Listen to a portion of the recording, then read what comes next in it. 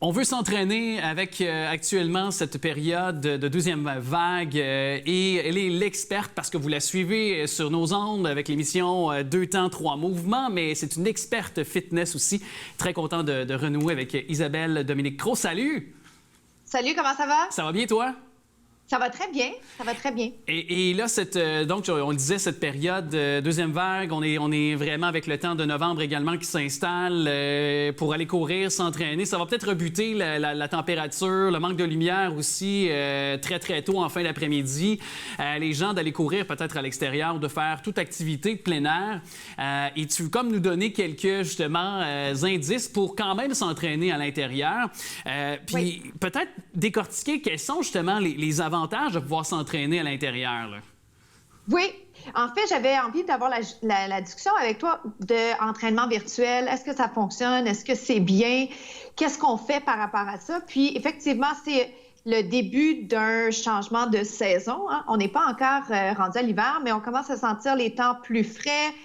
Il pleut beaucoup plus. Alors, pour les gens qui, d'emblée, bougeaient dehors, il y a un ajustement à faire, soit de se vêtir davantage, soit de confronter une température différente et moins de lumière. Donc, il y a toujours des avantages et des inconvénients de s'entraîner virtuellement et ou à la maison. Et je voulais juste rappeler aux gens que les avantages sont quand même plus grands que les inconvénients. Alors, peut-être qu'on pourrait jaser de ça pour commencer. Oui, bien certainement, mais en même temps, peut-être aussi être capable de... Puis en tout cas, on y viendra, mais aussi se créer une routine également, parce que la routine sera davantage, j'imagine, difficile à prendre chez soi, parce que quand au moins on va à l'extérieur, quand on va dehors ou quand on va dans un gym, au moins on se crée une routine, mais on n'est pas à la maison, donc on sort des murs de notre chez-soi aussi, là. Oui, effectivement. Moins de distractions. Je dirais, l'avantage d'être à la maison, c'est qu'on sauve du temps de déplacement, qu'on s'entraîne physiquement sur le lieu où on est déjà. On sauve du temps où, tu sais, si on sort dehors, on est quand même tout de suite en mouvement, alors que d'habitude, il y a un petit déplacement. Le problème à la maison, c'est les distractions. C'est-à-dire, je pourrais décider que là, la maison n'est pas assez propre et effectivement, je pourrais faire ça. Ou là, les enfants ont besoin de moi. Donc, je trouve que la discipline, elle est plus grande à faire au niveau entraînement à la maison parce qu'il faut comme vraiment être concentré. Puis là, se dire, oui, effectivement, la maison est sale. Oui, je dois aller chercher les enfants. Oui, tout ça, mais un entraînement express, on peut le rentrer quand même. Et 20 minutes, c'est mieux que rien. 10 minutes, c'est mieux que rien. Puis si aujourd'hui, j'ai vraiment pas beaucoup de temps puis que je suis bien stressée, c'est souvent à ce moment-là qu'il faut surtout pas que je repousse ce que mon corps a besoin, ce que j'ai besoin, tu sais, de me libérer un peu. Et combien de temps pour créer un avantage, pour que l'entraînement te dise, tu sais, OK, oui, c'est un 20 minutes, mais tu sais, de façon là, régulière, quotidienne, combien tu suggères de s'entraîner là, pour être quand même que ça ait des bienfaits, que ça puisse continuer sur le plus long terme à avoir des bienfaits de s'entraîner à la maison? Est-ce que c'est 20-30 minutes au minimum? Moi, je rappelle aux gens que c'est cumulatif. C'est sûr que un peu plus long, c'est mieux, mais cumulatif dans la mesure où si aujourd'hui, j'arrive à rentrer 10-15 minutes, parfait, mission accomplie. Si je peux faire un peu plus de temps, l'avantage des entraînements un peu plus longs, c'est qu'on pousse un peu plus, comme on dit, la machine, mais un entraînement express peut être très, très intensif également. Donc, il s'agit de toujours revenir à son objectif. Est-ce que j'ai juste besoin de me faire du bien? Si c'est juste me faire du bien, j'ai pas d'objectif précis en tête, 150 minutes par semaine. Si mon intention, comme toi, tu es un coureur, tu as certainement des objectifs à court et à long terme. Alors, toi, tu as des objectifs par rapport à ça, puis tu les atteindras pas si tu fais juste un 10 minutes de marche, même si ta marche, c'est considéré cardio.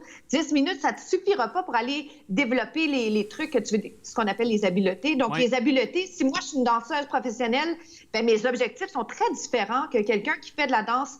Tu sais, on va dire, j'aime pas l'expression « à temps perdu », mais tu vois ce que je veux dire? Donc, je dirais établir une routine 2, 3, 4 fois par semaine, rentrer un minimum de 150 minutes par semaine, parce que c'est vraiment un minimum. 150 minutes, c'est le minimum qu'on doit faire.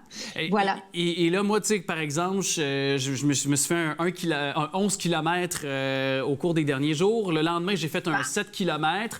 Je voulais y aller plus une balade dans le parc, donc je suis allé un peu plus mollo, tu sais. Mais justement, si je veux, au cours des prochaines semaines, garder ce même rythme-là, du moins toujours être actif, en choisissant des programmes d'entraînement sur, par exemple, YouTube, là, je pourrais nommer tout type. Il y a plusieurs plateformes auxquelles on peut s'entraîner, mais comment repérer pour son cheminement à soi et où on en est rendu dans notre entraînement, le bon programme pour faire un bon fit, comme on dit en espagnol? Oui, c'est ça. Excellente question. Puis ça va être très, très spécifique par rapport à justement l'entraînement qu'on recherche. Je dirais qu'il faut prendre le temps de faire ses recherches, puis il ne faut pas faire ces recherches-là le moment où on est censé s'entraîner. Hein? Si là, je suis comme, OK, j'ai 15 minutes, vite, qu'est-ce que je peux faire? Bien, je perds du temps précieux que je m'étais accordé pour faire l'activité. Donc, c'est un mix. Je dirais que c'est un mélange de trucs, mais il y a plusieurs plateformes ici au Québec francophones. Pour la course, j'en ai pas présentement à te recommander, mais je pourrais faire des recherches, puis on pourrait mettre ça sur la plateforme de TV Laval. Mais pour tout ce qui est fitness, il y en a plusieurs. Il y a du côté francophone, ma zone fit, avec plein de contenus, danser, moins danser, cardio-athlétique, musculation. Du côté yoga, il y a mon yoga virtuel qui propose plusieurs styles de yoga. Puis ensuite, tu sais, des exercices de respiration. Donc, vraiment, il y a une panoplie de trucs. Puis des fois, il faut juste y aller avec des mots-clés. Du côté anglophone, il y en a une que j'ai découverte qui s'appelle Peloton, qui est magnifique pour la musique parce que, tu sais, la musique, c'est super inspirant. Côté plateforme, des fois, on n'a pas les droits pour les musiques pop et autres. Et cette application-là, elle est super parce que tu as des entraîneurs de plein de groupes d'âge différents, plusieurs cultures différentes, courts, plus longs. Puis je suis pas sûre, mais je pense qu'il y a même un truc de course, walking. En tout cas, il y a un truc de marche. Puis ce serait de varier aussi pour s'assurer que toutes les parties du corps sont, tu sais, qu'on peut finalement les travailler, les muscler, par exemple, si c'est notre désir de le faire. J'imagine que c'est de varier sur différentes plateformes ou différents degrés de difficulté ou niveau. Là. Oui. Je dirais qu'il faut connaître son niveau d'entraînement, c'est-à-dire est-ce que je suis plus niveau débutant, intermédiaire, avancé? Ça, c'est par rapport au sport qu'on a l'habitude de faire. Ensuite, je dirais c'est un mélange entre le cardio. Disons que tu fais cardio, mais tu dois aussi faire de l'endurance musculaire et de la souplesse. Donc, un équilibre au niveau de ce qu'on sélectionne. J'encouragerais les gens aussi à faire de l'entraînement virtuel avec un coach à l'occasion, que ce soit privé, one-on-one, comme on dit, ou en petite séance, ou juste s'offrir un coach de course, par exemple, qui entraîne 4, 5, 10 personnes pour revoir un peu qu'est-ce qu'on fait de notre technique, revoir les étirements à faire à la fin d'une séance. Et de s'informer, je pense, auprès de leur gym respectif. Je sais qu'il y a des gyms qui, quand même, ont continué de donner des cours de groupe parce que, quand même, malgré la fermeture des gyms, à l'extérieur, on peut assurer la distanciation physique. Donc, il y a encore des entraîneurs qui donnent des cours aussi, qui donnaient à des élèves ou à des... en tant que prof. Très bon point. Oui, il y a des entraînements à l'extérieur qui se font encore. Et puis, beaucoup des centres de conditionnement physique au Québec offrent des cours en ligne.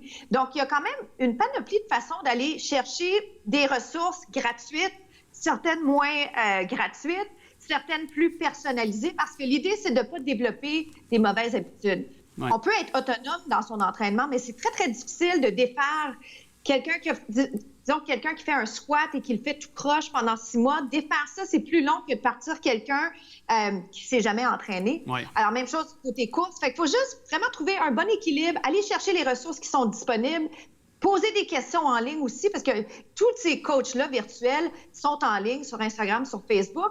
Alors, aussi, regarder du côté certification, qui est certifié, qui ne l'est pas, parce que des fois, les gens s'improvisent coach. Oui, c'est ça. Puis il faut quand même se dédier à des personnes qui sont compétentes. Et puis pas abuser des bonbons d'Halloween. Non, pas abuser, même si c'est permis, surtout si on bouge plus. Hein? C'est une question mathématique. Il faut les dépenser, ces calories-là, mais il ne faut pas se priver non plus. Et bon, moi, j'aime bien les bons chocolats Lindt, par exemple. Alors, j'espère que quelqu'un va avoir ça dans le coin. Moi, je t'envoie ça. On t'envoie une cargaison, là. Puis en plus, je vais mettre des petites scènes. Tu prépareras ta boîte UNICEF. Oui, c'est vrai. Faut pas oublier la boîte UNICEF, c'est vrai. Toujours bon aussi. Oui, mes scènes noires, là, j'ai mon pot de scène noire chez nous. Là. Fait que, je te dis, Isabelle Dominique-Cros, merci beaucoup de nous avoir parlé.